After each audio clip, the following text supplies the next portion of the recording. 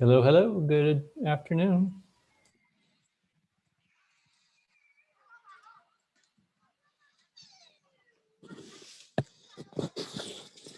Hey, Sean. Hello, who's this?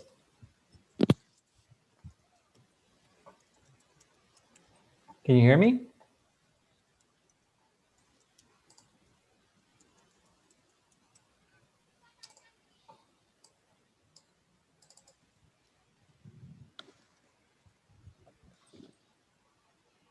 Hey, Marlon.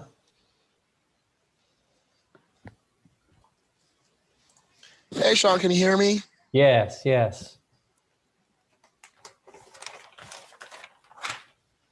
Get started in just a few minutes as people sign on. I can hear you. Good, good. Can you hear me? Yes. Nope. Okay.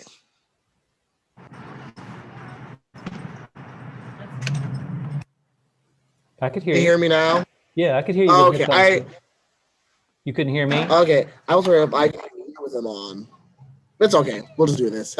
You can look at your settings under your speaker, and you should be able to pick your headphones as your listening device. You can select your microphone and Oh, okay. Maybe I'll do that. So let's try that again. it's under your mute button. There's a little caret key there that you can select. Because I like to use those too. Headphones make a huge difference. You hear it? Okay. These are broken. Oh no. Yeah, these are broken. Okay. It's okay. All right. Well, we'll be in a workshop format today. And I am recording the meeting for us because that's a part of our new rules and procedures while we do this kind of virtual meeting environment. So I'll get this posted up for us when we're ready. And the big thing today again is just my staff review of projects, of which we have many going on right now. So it's going to be a very active year for us. Okay, that's perfect. Thanks a lot. Sure thing. Okay, doke. I'm just trying to make sure I don't miss anybody. I'm at work now. Yeah. Oh, so the meeting kind of happens just as school is ending. So for the first few minutes, I'm doing double duty. Where are you at? I teach. Where are you teaching? So at the Sydney Lanier Center. Okay. So the meeting generally starts about a few minutes prior to school ending. So it's kind of like double duty right now. Yeah.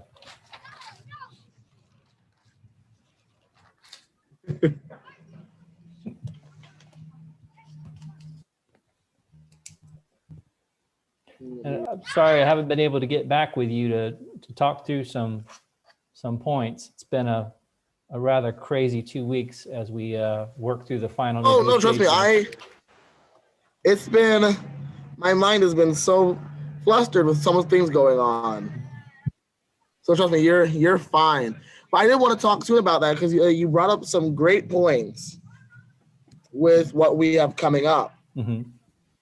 And I was actually going to ask you during the meeting, but when is the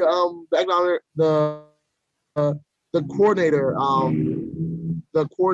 thing where we find the next coordinator? It hasn't been posted yet, so there's still time. And I don't know if we're going to rewrite any of the job requirements at all. Mm-hmm. So, but I would like to get that out on the street as soon as possible. Gotcha. Oh, that's pretty good. Hey, Dan. Welcome everyone. Hi, Stacy. Hey, Jared. Hi there. Welcome. Everybody's coming online. Hi there. Good to be back. Yes, good to see everybody. Hope everyone's healthy. Happy New Year. Yeah, I got my shot. Oh, fantastic. It was a piece of cake. Good. UF Health is unbelievable. They're like a well-oiled machine. I was in and out of there within, I wouldn't say any more than 25 minutes. Fantastic. Then you're going to go in for your second round soon in a couple of Oh weeks? yeah, they give you they give you a card and tell you the time and same place. It's over at Spring Hill at UF. And I hear all these horror stories about my friends down in Broward and Palm Beach County and 4 and 5 hours in a line. And Alachua County has it right. Good. I'm glad to hear we're doing something right. No, you do a lot all right. All right. Well, Mr. Chair, we'll give it just another minute.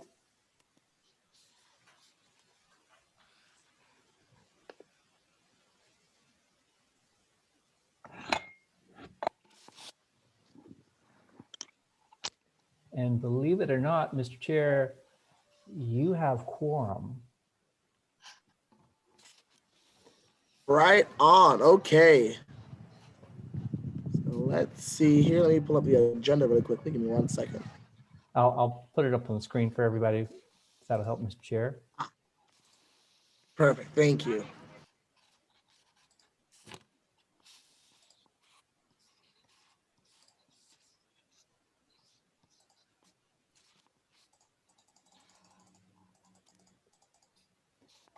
And as a reminder, Mr. Chair, we are in workshop format, so we cannot make motions, but we can definitely talk amongst ourselves and hear presentations.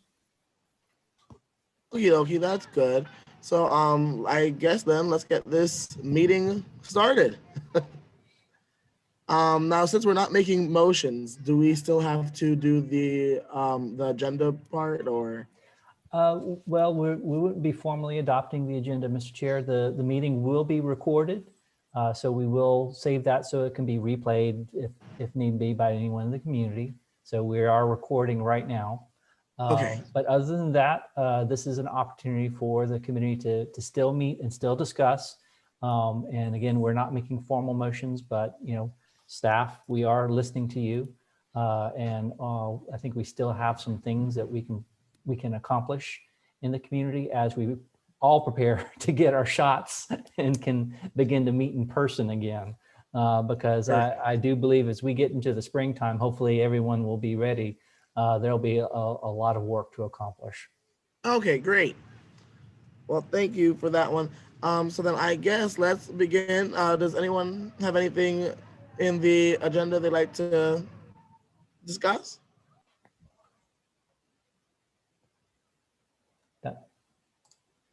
Okie dokie, great. I guess then let's look at the minutes then. Yes.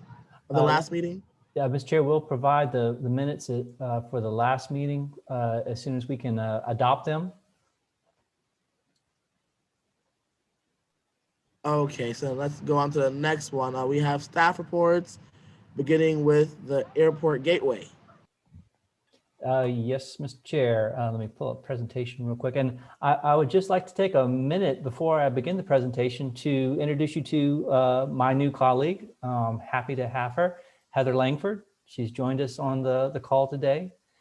Heather is Heather, how are you? She's our new sustainability manager. Great. Thank you, Sean. Glad to be here. So an important point to note, I couldn't do my job without Heather.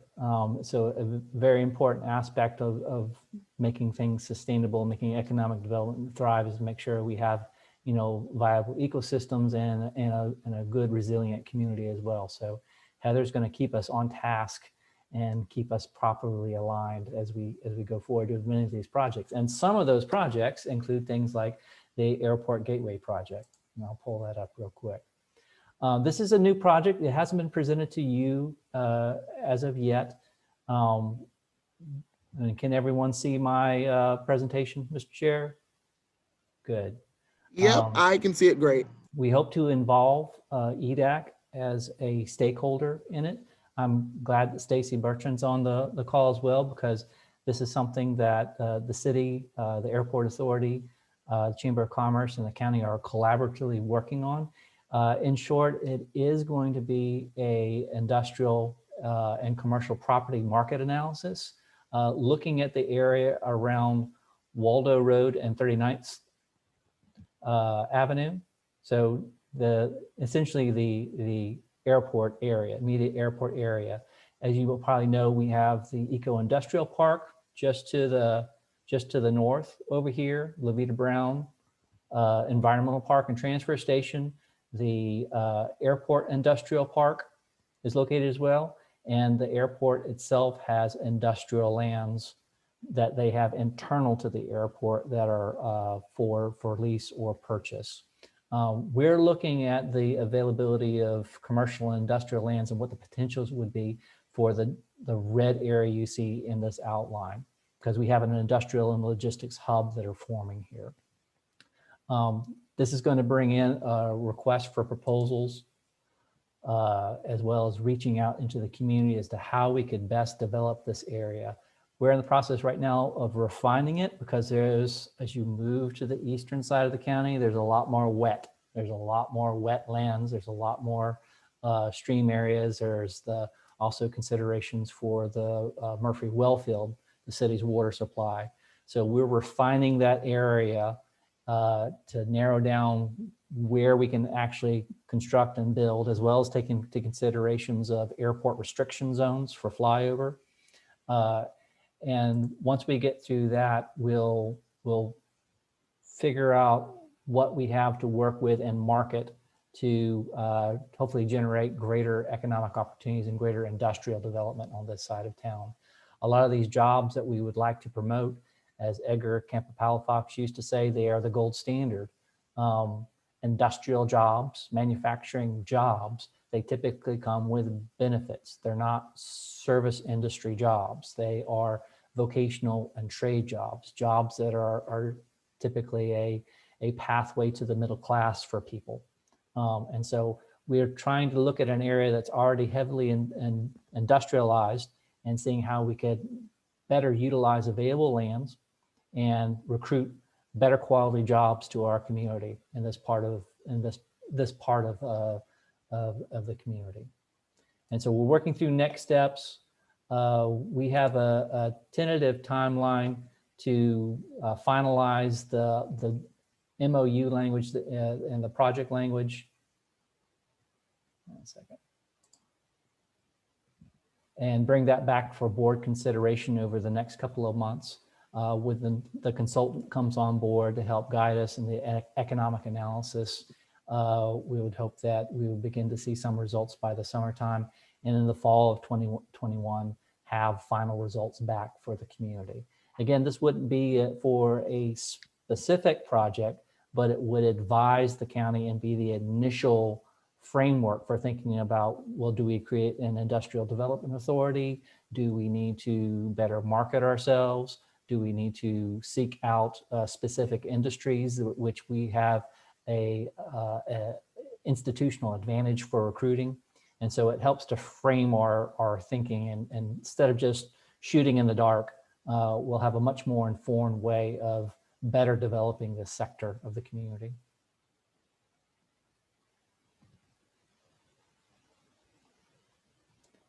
And speaking of developments, I can take questions at any time, Mr. Chair, or I can proceed on. I don't know if y'all read the Gainesville Sun yesterday or today.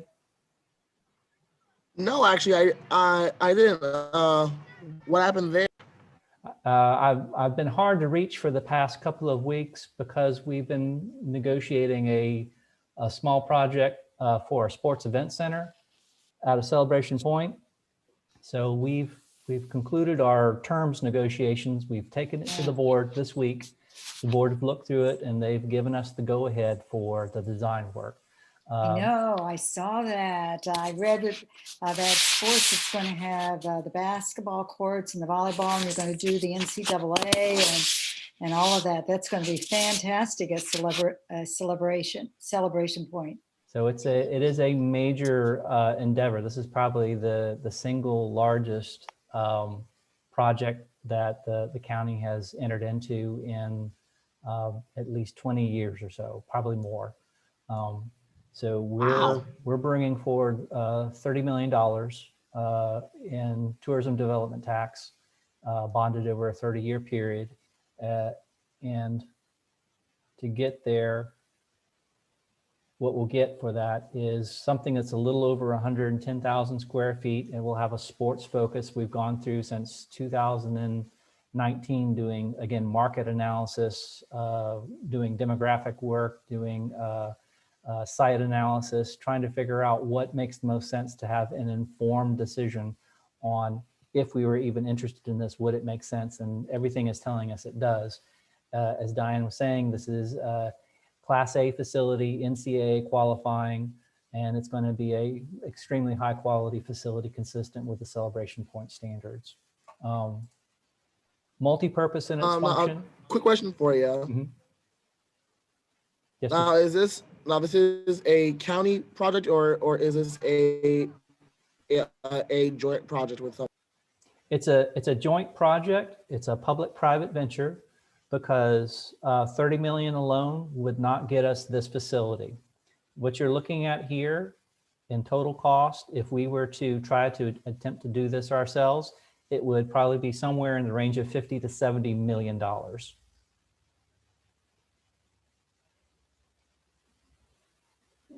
You're muted, Diane.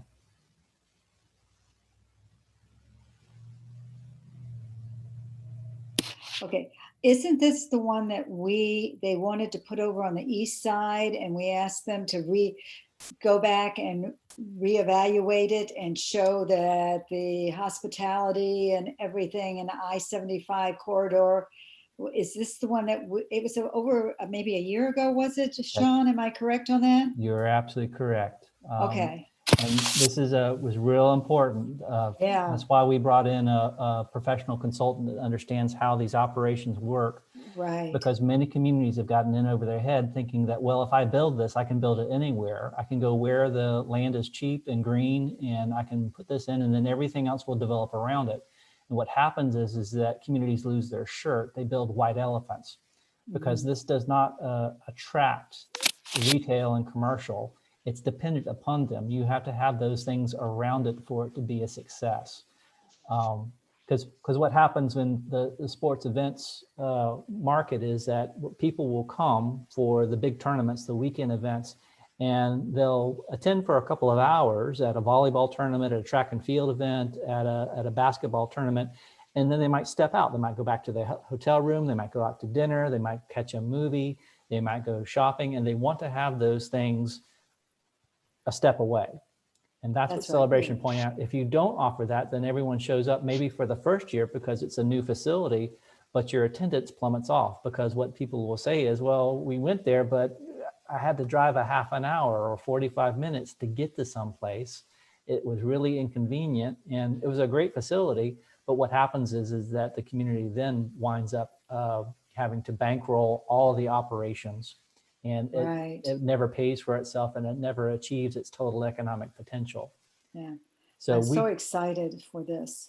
Yes. And I see that they said that, and am I correct in this, Sean? They said that they hope to have it by October 2022. Hence why I'm going to be hard to reach. All righty. So, well, this is good to be hard to reach. This is job security. Yeah, we're buckling up because we're getting ready to fly. There's some really good things about this. This is going to be a challenge because it asks the county to think about how its own rules work in real life. And it makes us think about, this is a premier project for the county. Oh. The transit-oriented development, the way this was constructed, it was meant to achieve many goals. This is a visionary project, and the developer actually came in and has proposed something and built something now. And so we're joining with them to build this facility. And just to highlight some of the reasons why this is so exciting, it's a $1.2 billion project for the community for total economic output. It's $392 million in wages. It's $24 million in county sales tax and tourist tax. It's well over 1,000 jobs in the community. And it's the right place at the right time. And it does a lot for this community. It fills a gap that is no longer being performed by the University of Florida since they really closed the O-Dome for this type of sports events activity. So we're filling a slot, and we're also filling in the calendar year of events. You know, we have great feast and famine opportunities within the tourist development industry, where when football season comes, you can't get a hotel within, 50 miles of Gainesville, and then you'll enter a doldrum period. Well, this facility and the events it hopes to attract, they fill in those calendar years, so you have much more consistent bookings. And that's where you get over 116,000 additional room nights and $12 million a year in hotel fees coming into the community. But the big thing for us is if the county was asked to go it alone and try to construct this facility on their own, you'd be probably looking at a price tag of $50 to $70 million. And we couldn't do that. So this is the power of a P3 partnership. We're getting the professional expertise to both construct and build, and then also operate it as well. And we've designed incentives in place so that we can maximize the opportunities to achieve these metrics here for success.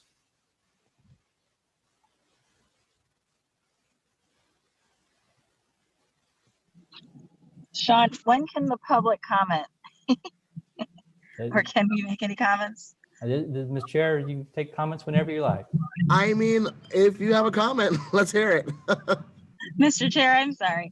I just wanted to say that this facility, we're really excited, including the airport gateway project as well, both because they will be creating jobs in our area, diverse jobs from all different industries, but also because this particular project that we're talking about right now is really going to be a leader within the Southeast United States, I believe, especially within the state of Florida.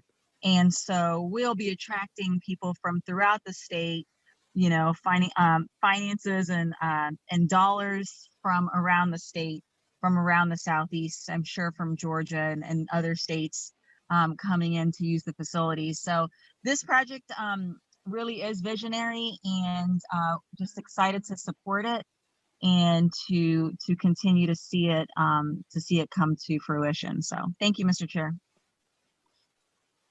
Thank you. I mean, you guys have made some excellent points when looking at it. I mean, the buy-in seems very little to the expected results. I think the Sports Center looks like a win-win on every front.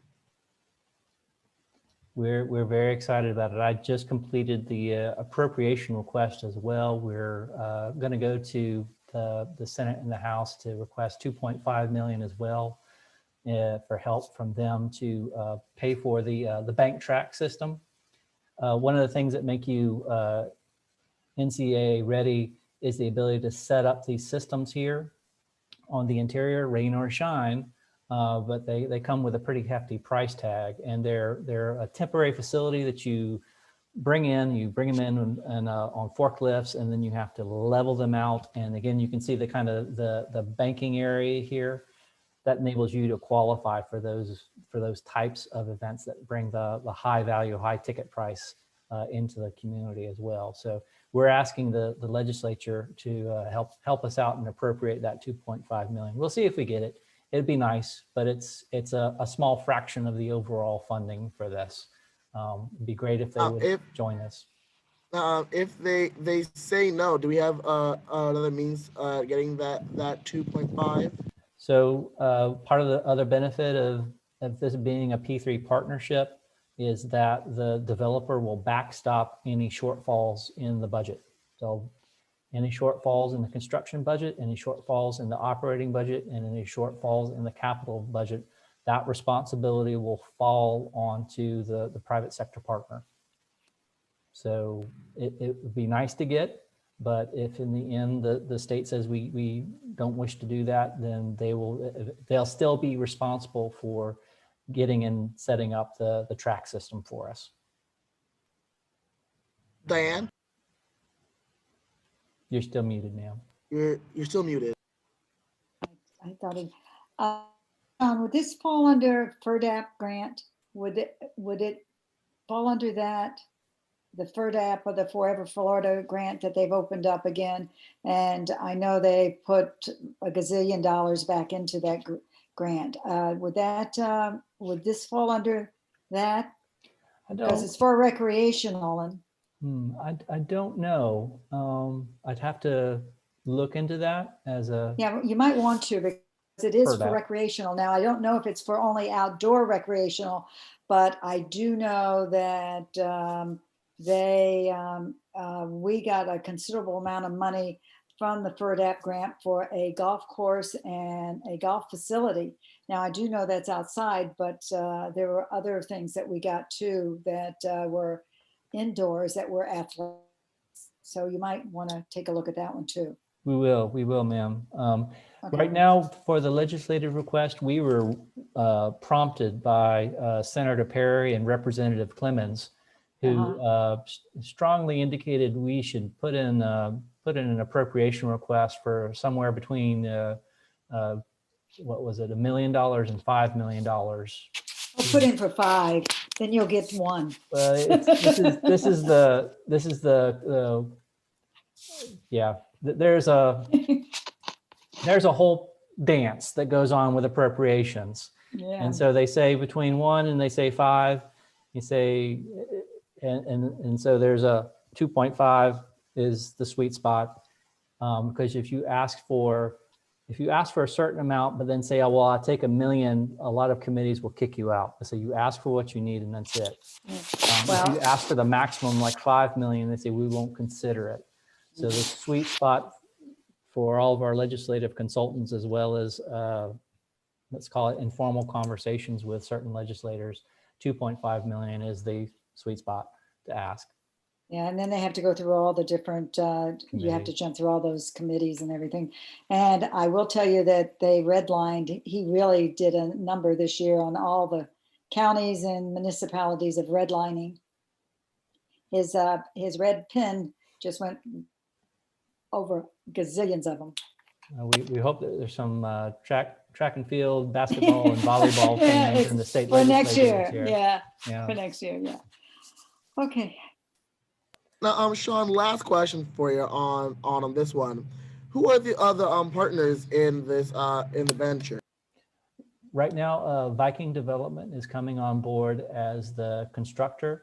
They'll probably make a standalone LLC that will act as the overall operator, who will sign an operating agreement with sometime in June, July timeframe, when we have a guaranteed maximum price and construction plan specifications ready, about 90% to view.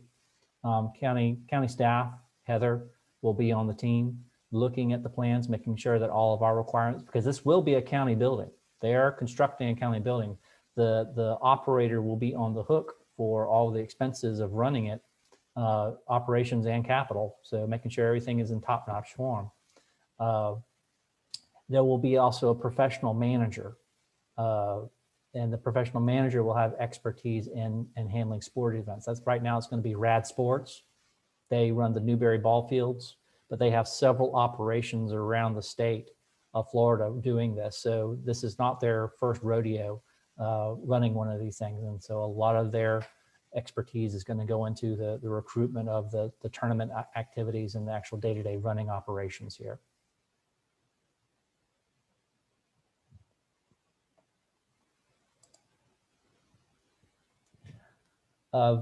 Very quickly, the U.S. Army Reserve's Equipment Concentration Site. This is a update on where we're at. As you may recall, the United States Army Reserve approached the county probably 2.5 years ago as they were looking for a site to house, again, the kind of the public works types equipment. And the county commission was exiting their use of the fairgrounds facility. They just built out, or in the middle of building out their new one in Newberry. And so as an alternative use, they agreed to consider the Army's request to utilize this site for that. What it brings to the county is, again, vocational jobs. More than 60 individuals, federal employment with federal benefits, paying around $21 to $22 an hour on average, mostly more. With everything included, you're looking at a per job basis of around $60,000 a year. These are pathway to a middle class type jobs and high demand jobs because they're going to be working on diesel engines. So think about bulldozers and tractor trailers and things that move heavy equipment around is what the Army Reserve typically utilizes. This won't be tanks and howitzers and guns. That's not what the Army Reserve does. They're again, the Public Works Administration for the United States Army. And they would house all of that equipment here and be able then to take care of it, maintenance it, and then loan it out for maneuvers. So they do things like generators. Like when Puerto Rico was hit by Maria, they need equipment. And the 81st Readiness Division, United States Army Reserves, they will take that equipment and move it down to Puerto Rico to help them with power and infrastructure needs. And the same for here. If there's a big event in Florida, they're probably first boots on the ground to help do the cleanup, to help get communities set back up on their feet in cases of emergency, as well as handling the logistics needs for the United States Army in times of war. So it's a real good asset to have for us for resilience in this community. It's a $36 million construction project, and its total economic output will be about $13 million a year alone. And the good thing about the facility that they're choosing to utilize is that they have room to grow, and they have ambitions to expand that space and increase it well beyond 60 jobs. So it's nothing but a benefit to the east side of the community. To maximize the opportunities for that, we are in consultation with Santa Fe College to create a jobs pipeline. We are setting up right now a mechanics training program. So the curriculum is being exchanged with Santa Fe College. They're probably going to initially come into city and county facilities where we have our fleet management. Santa Fe College right now doesn't have a diesel program, but we have shops that take care of heavy equipment.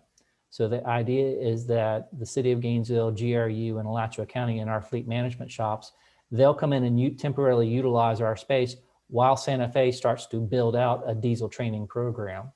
But we don't lose the opportunity to have folks on the east side or people that want to be trained in those vocational skills to be ready to go in October of 2022 when this facility is operational.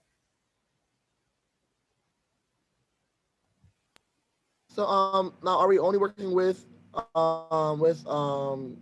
Santa Fe or does UF have a piece of the pie too, I guess is my kind of question. Not directly in this one. They were very instrumental in helping us figure out the exact economic impacts of this opportunity here to really verify that we thought it was a success, but rather than shooting from the hip and saying it was, we actually had them do an in-plan analysis and tell us about that.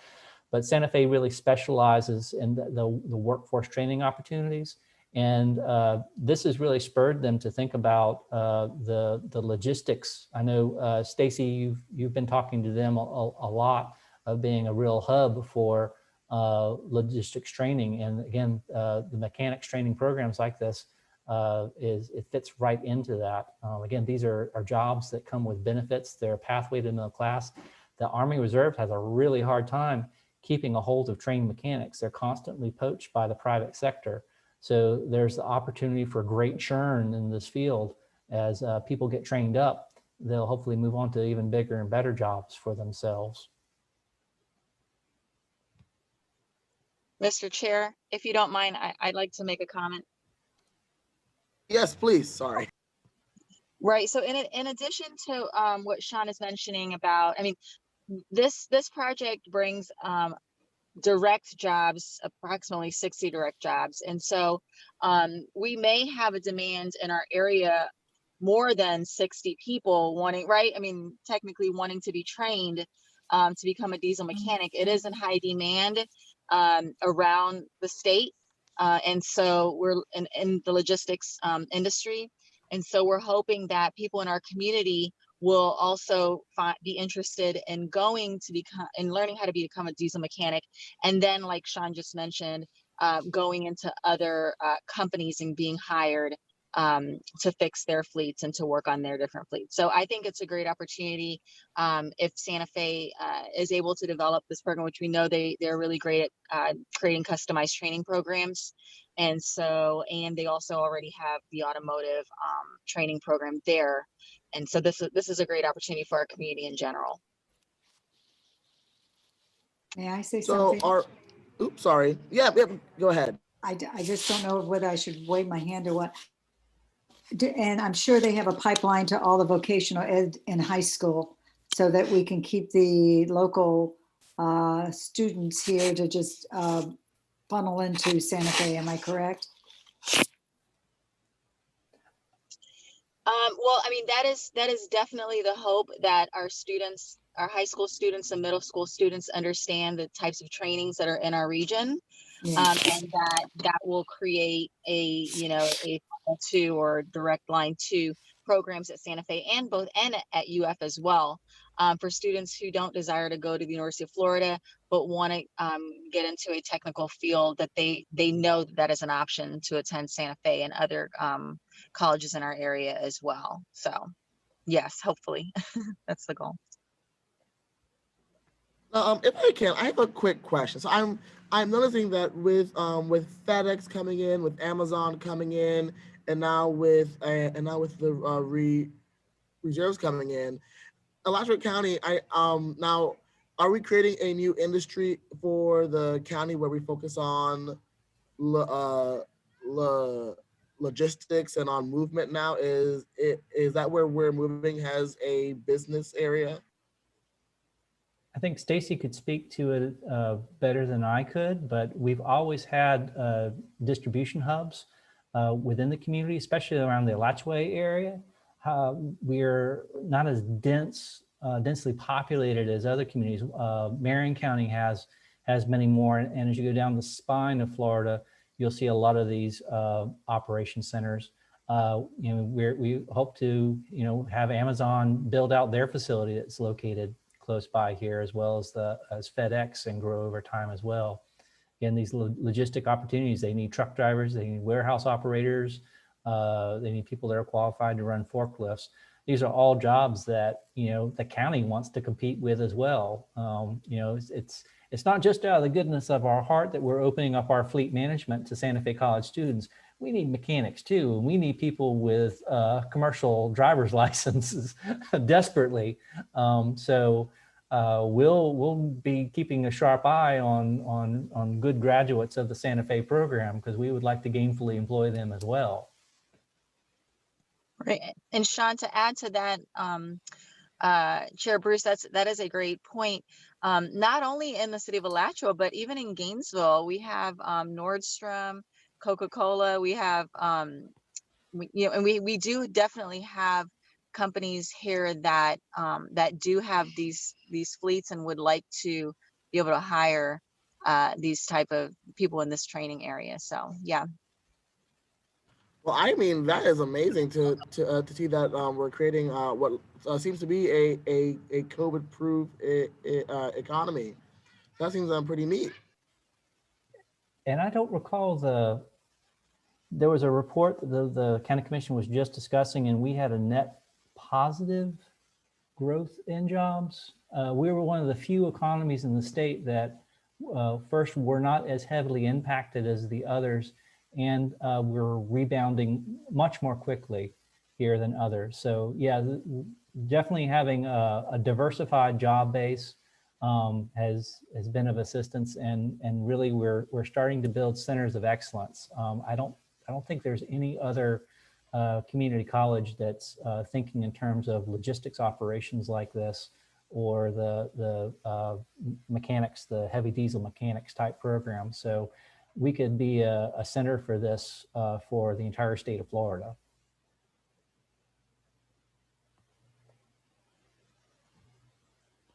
That's one project. That is perfect. Okay, what's next? So something new on the horizon that we're just getting started on is relates to local food economics. The city and county both had a joint meeting on December 15th. As you recall, we've done additional work with the University of Florida Economic Impact Analysis Program over there, looking at the demand for local food. Local food is a multi-billion-dollar industry in the state of Florida. There is a high demand.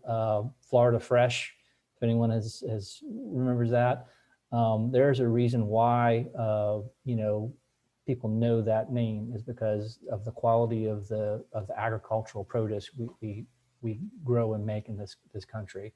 And there's lots of spillover effects. It's not just the grower side. There's the production, there's the logistics, there's the preparation, there's the food entrepreneurship. There's a whole vast quantity of subunits to food and food production that exist out there. And the county commission, city commission each have an interest in making sure that those dollars are grown and are recycled in our community here. And part of that effort is to, first of all, get a better sense of how to make informed decisions. I keep going back to this idea of using data to make a decision. Well, to make good informed decisions, we need better data relative to local food economics and where the resources are at. So we're going to enter into a mapping effort, a geographic systems mapping effort. We're just getting started on it now, but we're going to use some models so that we can better look at conditions in the community where there might be issues of vulnerability, where people don't necessarily have access to food or maybe have access to the wrong types of food. And how we can better increase the viability of it where we do have production and distribution centers, how we can better route those opportunities into our institutional buys. And that feeds into what the Good Food Purchasing Program is. Has anyone ever heard of LEED for buildings? LEED, gold and silver and platinum standards. You're muted, Diane. Oh, yes, I've heard of it. Yes. LEED, is that what you're saying? LEED. Yes. And Heather, could you give a synopsis of LEED? Oh, I don't want to embarrass myself in front of you. No problem. LEED stands for Leadership in Energy and Environmental Design, and it's administered by the U.S. Green Building Council. Green. And it's for green building standards. It essentially creates a roadmap to best practices in building green, efficient buildings.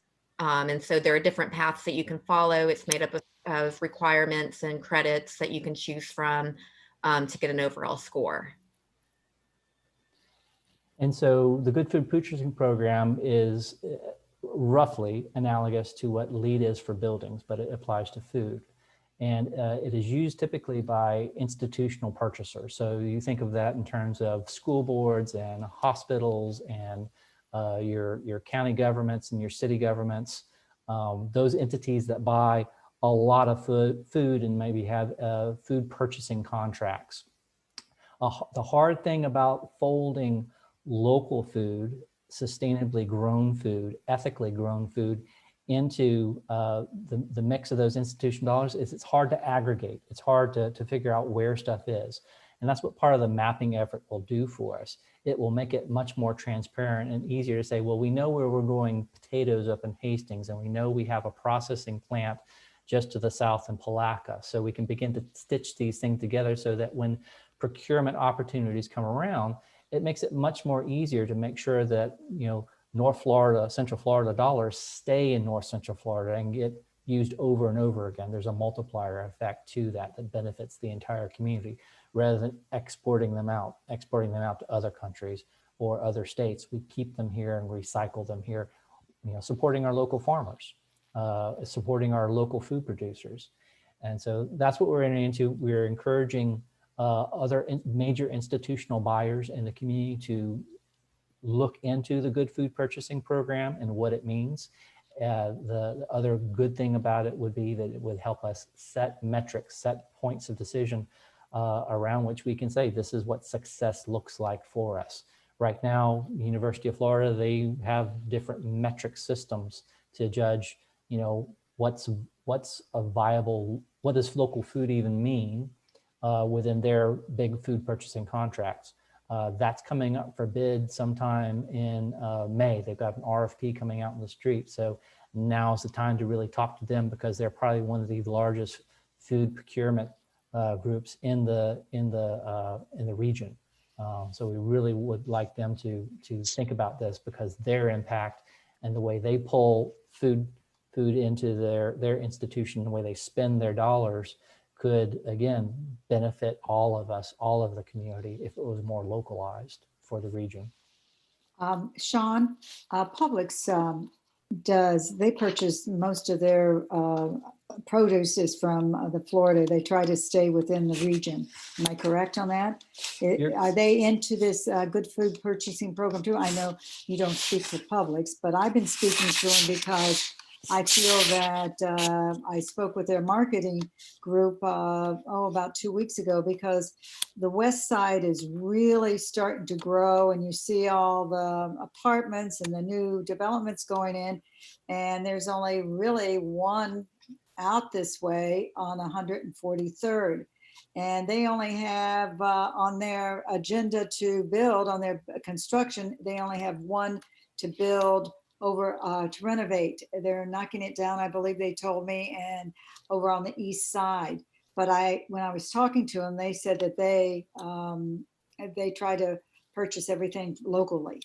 Am I correct? Publix is really on the supply side of the equation overall for good food purchasing. So yeah, okay. rather than on the demand side for the institutional purchasers, Okay. think of them as even though they're big institutions, think of it as more as like an individual, Okay. you know, filling up their pantry and how they choose to spend their dollars. I will say that, you know, Publix is, they do recognize the value of promoting the local food. You might notice in some of the produce aisles, they say Florida grown now. Well, yeah, I know they do, yeah. Because there is that was part of our work with economic impact analysis program to do a statistically valid survey in the state of Florida that says people are willing to pay a premium for that food because of the value they see in it for multiple reasons. And so industry is reacting to that. There are still barriers to market, though, for interacting with a supply side entity like that, because they need their foodstuffs delivered in a very uniform and a consistent way. Okay. Usually you have to be a very large scale producer to play with them and play well. If you are like just a couple of acre sized farm, it's very hard for you to be able to meet that specification, package your material to what they require, and then drive it to market. So a producer, say in East Alachua County, they might need to drive all the way up to Jacksonville to their distribution hub to deposit their food stuff, to have it driven all the way back down to Gainesville to be sold. And the cost of doing that, and plus just the inconsistencies that you get when you have a smaller scale type operation or a mid-size operation, it doesn't make it viable. And so part of what we're doing is we're looking at that entirety of that system and say, where are there opportunities to help the smaller and mid-sized farmers, which might be doing, you know, good things in the community. There are neighbors and they still have viable farms. How do we help them, you know, stay part of the economy? What can we do? There are things that we can do related to helping them aggregate their product and get it to market, and also creating the demand side, making that an institutional measure to say it's important to hit these small to mid-sized farmers as well and give them an opportunity, not just the big producers.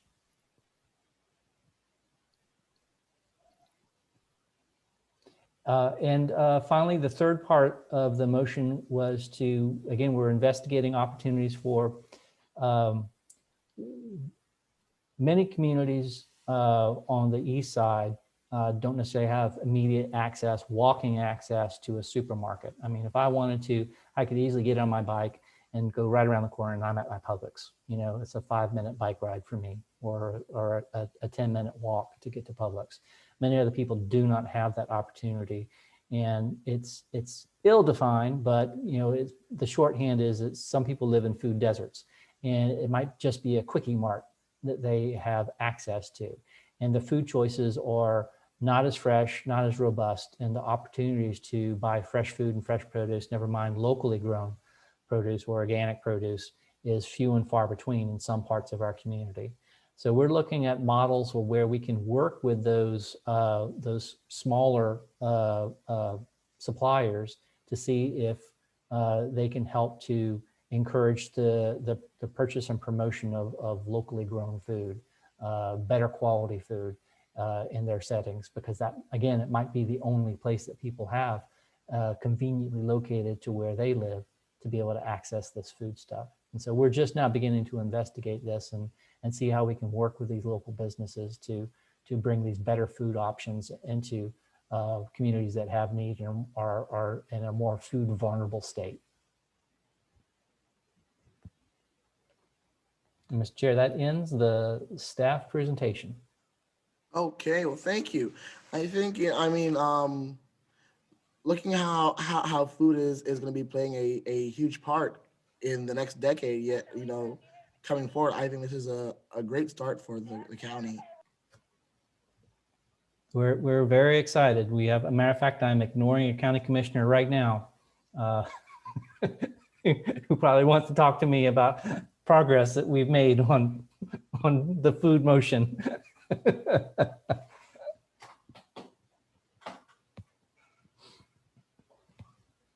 You're muted, Mr. Chair. Oops, sorry about that. Thank you, everyone. I see next. Now, Stacy, forgive me. Did you have a topic, or were you part of the staff items?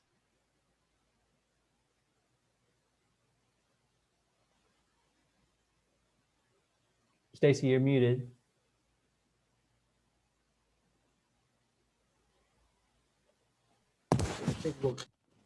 I think that's going to be the calling card for 2020, 2021. You're muted. I know.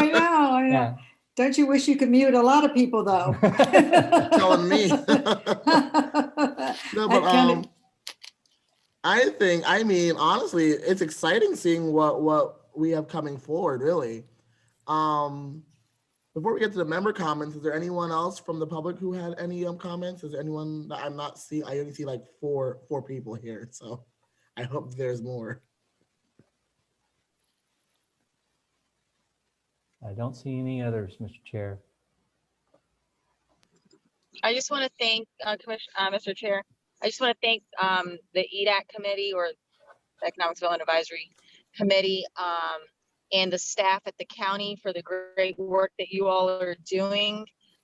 These projects don't happen by chance. We know that they take a lot of effort and a lot of research and a lot of work. And so from the chamber's perspective, we just really appreciate all that you all are doing to make an economic impact on our county and the municipalities that are in the county. So thank you all for the work that you're doing. Well, actually, thank you. And that actually brings me into the member comments.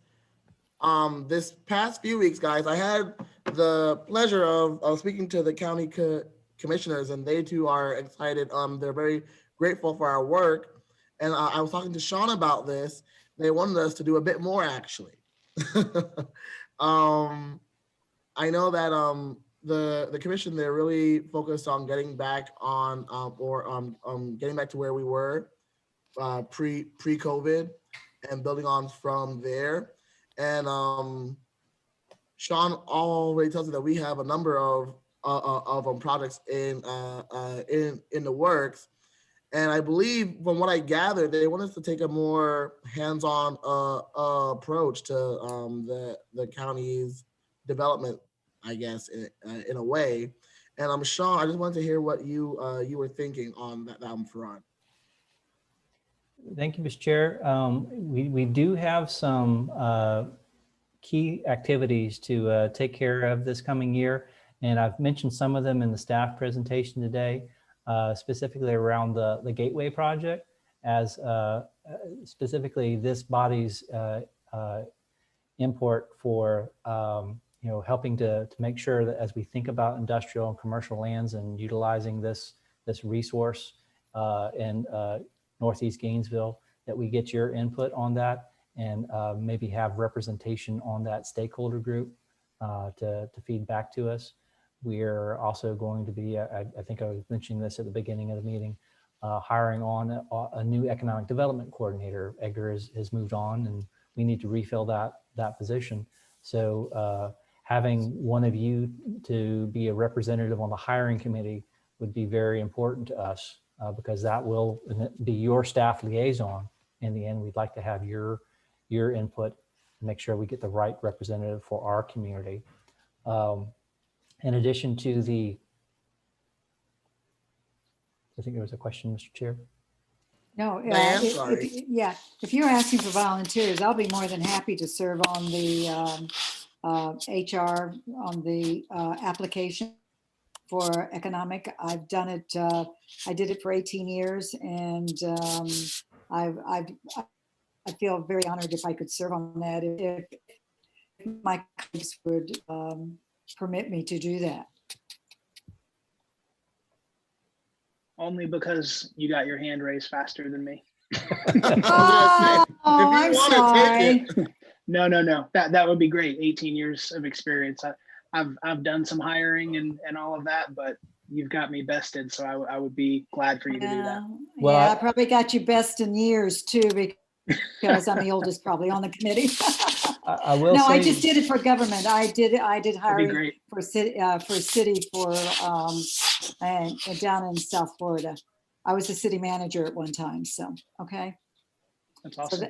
yeah. Well, but I mean, I'll be more than happy to let you have it. But I No. Okay. You sound very qualified. I think we can have our cake and eat it too. Typically, the way we run, and Heather knows this, we put her through the ringer.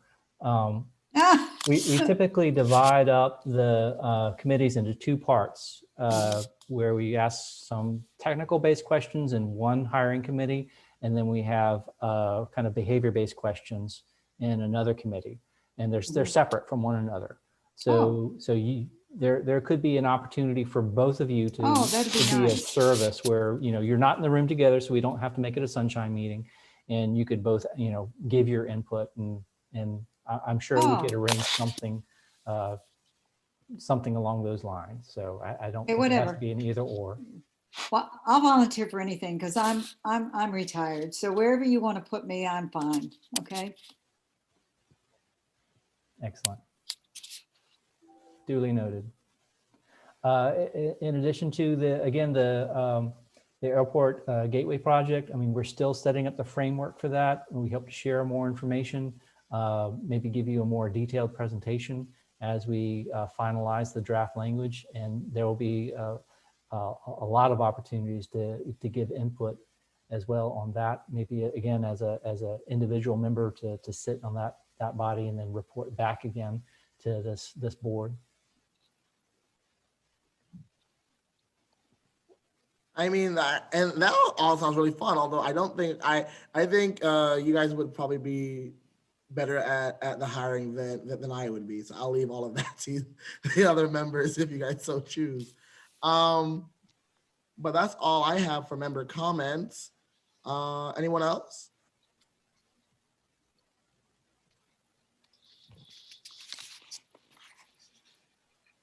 Okay, so I see that we have some meetings coming up soon.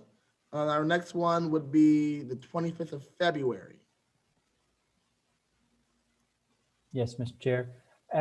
I'm very hopeful. I know that this committee is eager to be able to make motions and provide input back again to the board. I don't want anyone to feel pressured into doing that. Not from staff side, at least, until everyone feels comfortable to be in the same room together. Hopefully inoculations will be here soon. Again, as we get into the April timeframe, we'll be getting into needing to hear back from the board on some capital projects investments. The funding source for the Gateway project will come from the GCRA funds. equalization funds. There might be some other capital reinvestment projects that we would like to get your feedback on. And as we get closer to that, we'll probably need you in a position to be able to make motions so the board can, get the will of the group. But again, I'm hopeful that there'll be a faster rollout of the inoculation soon, and we'll be able to accomplish that, Mr. Chair. As am I, trust me. My next question for you, actually, it just hit me. Where are we on the broadband in the rural areas? It will depend, Mr. Chair. Again, we're just exploring ideas right now. We've had a presentation from DEO offices, as many will recall. So will be the will of the group as to how we want to proceed and further investigate opportunities for broadband. I don't know if the group would like to have a presentation from Cox Communication, or there are AT&T representatives in the community as well that are offering fiber connections. I know on the far western side of I-75. So there could be opportunities to talk to some of those groups, those industry experts, if you like, Mr. Chair. I think that would be great. Does anyone else agree, disagree?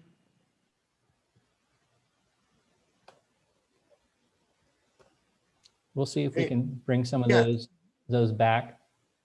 If we could, I would like to know what exactly they view as holding us back.